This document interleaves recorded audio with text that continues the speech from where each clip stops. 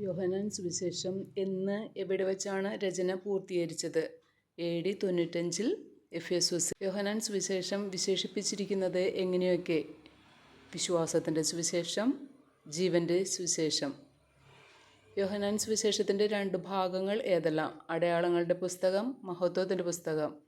ദൈവം അയച്ച ഒരു മനുഷ്യനുണ്ടായിരുന്നു. അവൻ്റെ പേര് എന്താണ്? യോഹന്നാൻ. യോഹന്നാൻ എന്തിനായി വന്നു? സാക്ഷ്യത്തിനായി. യോഹന്നാൻ എന്തിൻ്റെ സാക്ഷ്യത്തിനായി വന്നു? വെളിച്ചത്തിൻ്റെ.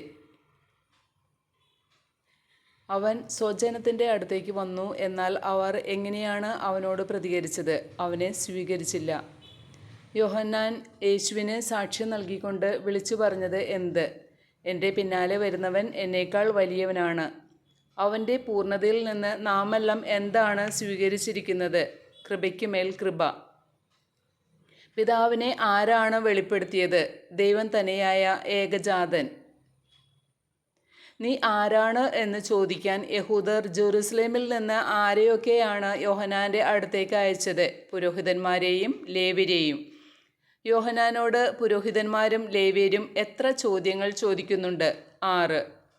കർത്താവിൻ്റെ വഴികൾ നേരെയാക്കുവിൻ എന്ന് മരുഭൂമിയിൽ വിളിച്ചു പറയുന്നവൻ്റെ ശബ്ദമാണ് ഞാൻ. ഇത് ആരുടെ പ്രവചനം പോലെയാണ്? യെശയ്യാ ദീർഘദർശി.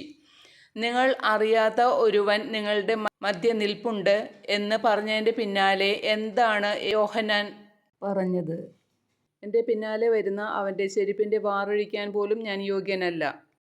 യോഹന്നാൻ എവിടെയാണ് സ്നാനം നൽകിക്കൊണ്ടിരുന്നത്? ജോർദാനിൽ. ബഥാനിയ എവിടെയാണ്? ജോർദാൻ്റെ അക്കരെ. യോഹന്നാൻ ജലത്താൽ സ്നാനം നൽകിയത് എന്തിന്? യേശുവിനെ ഇസ്രായേലിന് വെളിപ്പെടുത്താൻ വേണ്ടി.